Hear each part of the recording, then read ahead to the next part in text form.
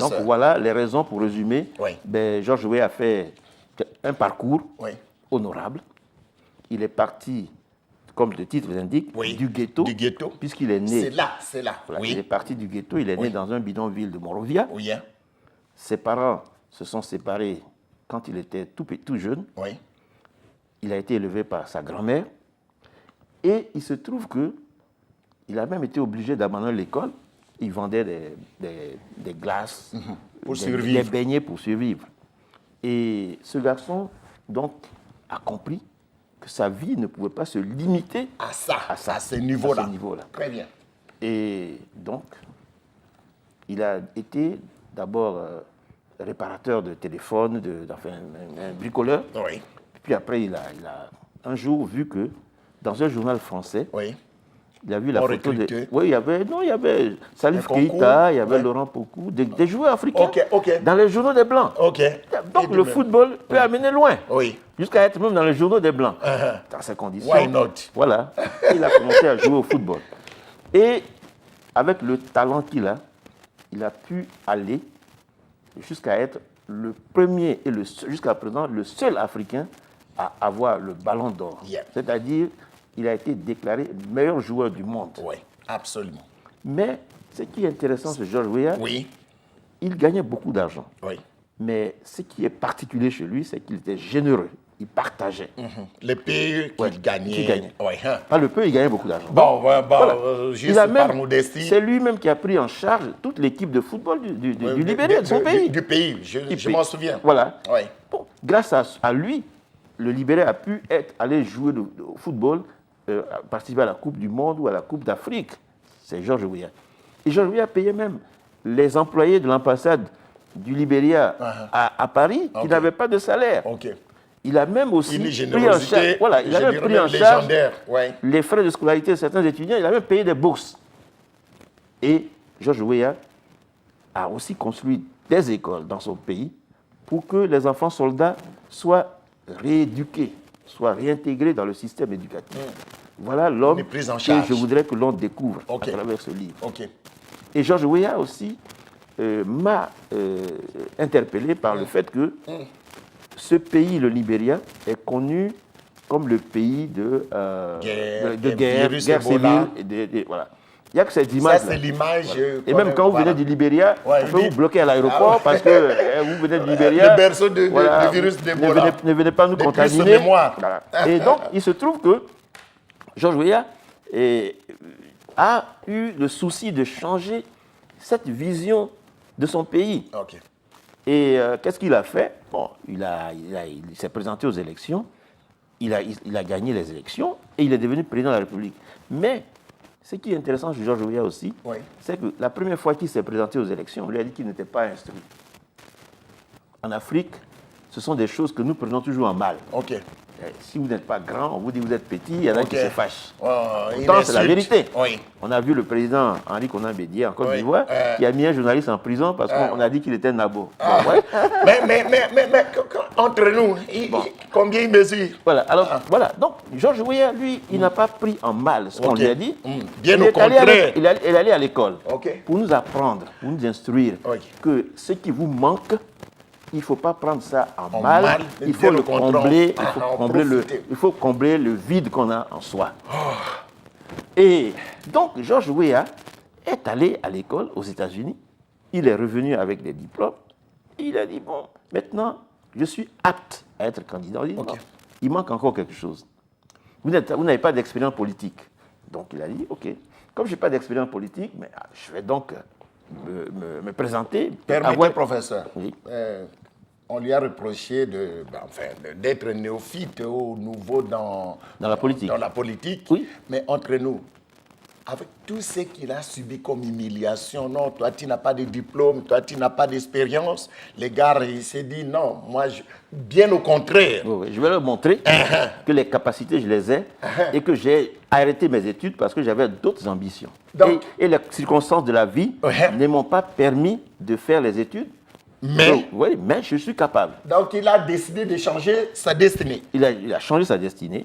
Et comme il a fait pour le football, il a changé sa destinée. En politique, il s'est fait élire sénateur et, tenez-vous bien, il a battu le fils de la présidente de la République. Donc c'est incroyable, mais vrai. Oui. Et dans la plus grande région du Libéria, la plus peuplée, la plus grande et la plus importante.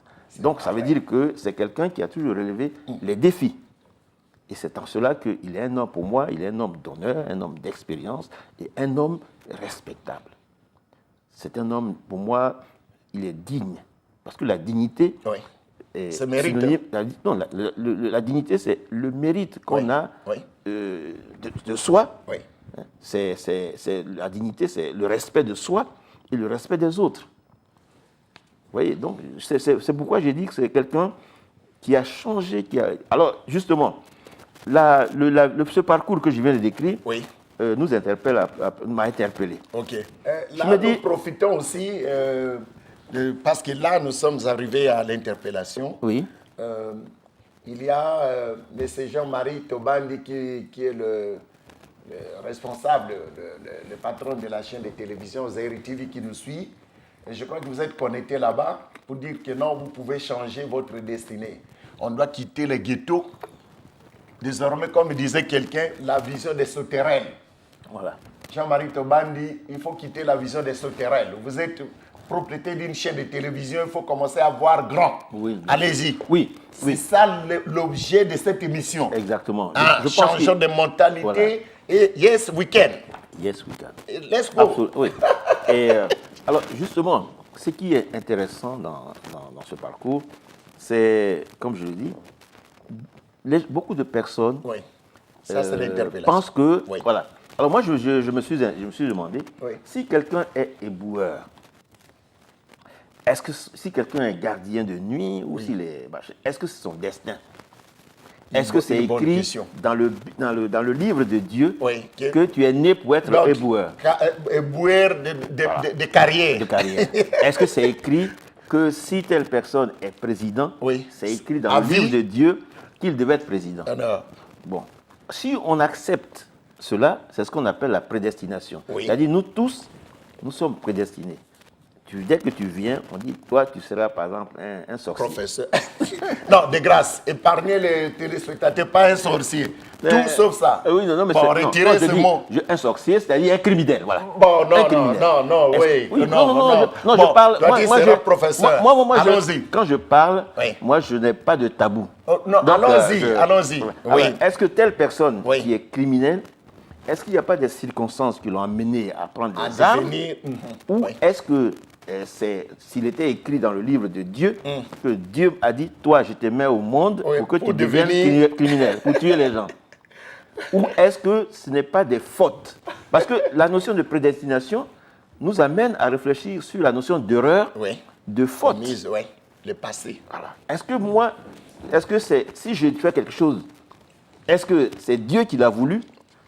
Si je suis devenu un mauvais président, est-ce que c'est Dieu qui le veut? Donc cela m'a amené à dire que la prédestination, pour moi, ça n'existe pas, parce que ça annule l'effort que les gens font. Pour réussir, il faut faire un effort. Professeur, nous sommes à la page 41. Et oui, la vie de George Weah nous instruit que notre destin n'est pas du tout tracé dès notre premier jour sur terre, ni inscrit quelque part là-haut, mais dans les livres d'or de Dieu. Mais notre destin, c'est à nous qu'il revient de le tracer, de le forger par nos efforts personnels, par notre courage, sans compter prioritairement sur personne en prenant des risques, s'il le faut, à chaque instant de notre vie. Oui, absolument. Il faut prendre des risques à chaque instant de notre vie. Quand on vit dans la peur, quand on n'ose pas, quand on ne peut pas oser, quand on n'a pas la force d'oser, on n'arrive à rien du tout. Ah oui, c'est les lois de la nature. Qui ne risque rien. Elle est vraiment immuable. Absolument. Qui ne risque rien n'a rien. Il faut avoir le courage de certaines choses. We can, yes. Yes, I can. C'est ça le problème. Yes, we can, yes, I can. Donc on peut changer votre destinée. Vous pouvez changer votre destinée. Chacun de nous peut changer son destin. Et on ne peut pas changer le passé. On a déjà vu des gens, des femmes, par exemple, dans un foyer où elles sont malheureuses, divorcer, aller se marier et être de grandes dames.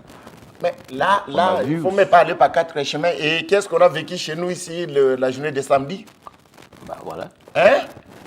Une divorcée, abandonnée à elle-même, mais qui va se marier à qui? À un prince. Et pas n'importe quel prince, le prince britannique. Oui. Hein? Elle était mariée. Oh, mais c'était une femme mariée, divorcée. Ah bon? Mais comment? Non, ça, je ne savais pas. Bon, là, on a fermé la parenthèse. Donc, voilà. Aujourd'hui, elle a changé le cours de son destin. Et puis, c'est fini. Voilà. Et quel mariage? Un mari apprécié. Ah bon, my God. Donc voyez-vous, voilà. il faut oser, il faut changer, on peut changer. On doit éviter de dormir sur le laurier. Exactement, exactement. Et moi, j'ai mal au cœur quelquefois quand je vois qu'un pays, un continent comme l'Afrique, nous avons des richesses, nous avons des ressources. Tout ce qu'il faut, tout ce qu'il faut. Et puis on est là, on ne fait rien. Puis rien n'avance, rien ne change. On a dans certains pays des chefs d'État qui font n'importe quoi et personne n'ose se révolter. Par ignorance. C'est pas possible. Par l'ignorance. Oui, en partie par ignorance. Et puis, non pas seulement ça, mais non, par manque de courage. Par manque de courage. Parce que moi, j'ai vu, je discute quelquefois avec certains de mes compatriotes, je dis, vous êtes là dans un pays, vous dites que ça ne va pas. Et vous êtes là, vous dormez chaque jour. À un moment donné, regardez ce qui s'est passé en Tunisie. Bon, un jeune qui voulait vendre du pain, on l'a empêché de pain. Toute la population s'est révoltée pour dire on ne peut pas vivre comme ça. Puis c'est fini. Donc ça, c'est loin. On va prendre ça. Voilà. Et donc, il faut arrêter. Oui. Je vais arrêter parce que... Sorry, vraiment, nous sommes vraiment très embêtés ici.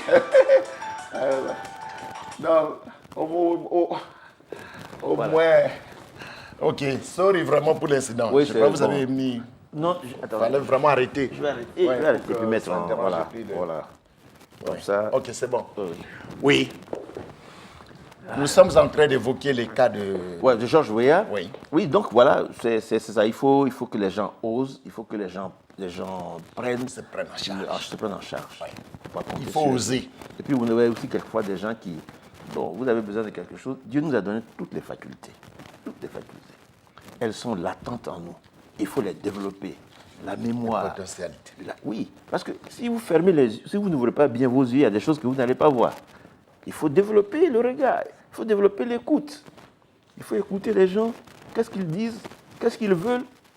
Mais il y en a qui marchent les yeux fermés. Donc, vous ne pouvez rien voir. On marche avec les yeux fermés. Oui, et là, on n'ira nulle part. Il cogne une pierre, il dit non, mais c'est... Non, tu n'as pas ouvert tes yeux, c'est tout simple. Quand tu ne ranges pas les choses dans ta maison, tu ne les retrouves pas, c'est tout. Non, il y a des choses qui sont simples. Et il y en a qui, à côté de ça, pensent que c'est Dieu qui va venir du ciel pour changer leur vie. La période de manne et de caille. Oui, ils dorment. C'est Dieu, et chaque matin, on prie, on fait machin, on prie, on dort même à l'église, on jeûne, on est premier à payer la dîme parce que c'est ça qui... Non, Dieu n'a plus rien à voir avec ça. Il nous a déjà créé, il nous a déjà mis en nous les facultés, les compétences. Il faut les développer. Mais payer la dîme, ce n'est pas un problème en soi. Ça dépend, on n'a jamais forcé quelqu'un à payer la dîme. Qui peut payer la dîme selon la définition de la dîme? C'est un dixième de votre salaire. Donc la personne qui travaille. Non. Forcer quelqu'un, ce n'est pas toujours avec les gendarmes qu'on force quelqu'un. Non. Il y a aussi il y a ce qu'on appelle la pression psychologique. Bon, ça dépend. Bon, la pression on y reviendra. Revenons sur Georges Weah. On peut forcer psychologiquement quelqu'un. Oui. On peut forcer aussi quelqu'un. Mais sans des cas rares. Non. Je prends un exemple simple. Mais si vous voulez aller au stade, qu'on vous dit que l'entrée c'est 1 000 €, que vous n'avez pas 1 000 €, on ne vous a pas forcé à aller. Vous retournez chez vous, on ne vous a pas vous a pas forcé à aller chez vous. Mais il y a une situation qui vous oblige à retourner chez vous. Professeur. Donc, ce n'est pas tous les gendarmes avec les gens qu'on force les gens. On peut forcer quelqu'un à payer la dîme par des mots, par des... Je suis d'accord avec vous. Je suis d'accord avec vous. Mais souffrez pour que moi aussi je finisse ma phrase. D'accord, allez-y. Allez-y, vous savez, on est là, on est là en quête du savoir. Oui. Ok. Nous prenons même les téléspectateurs à témoin. Moi, personnellement, je suis un chrétien pratiquant. Chaque dimanche, ou bien quand je travaille, c'est moi. Ça, c'est mon fort intérieur. Je dis, bon, la Bible dit, amener dans la maison du trésor les 1/10. Ça, c'est moi. Ce n'est pas le pasteur qui va me demander, ça, c'est moi.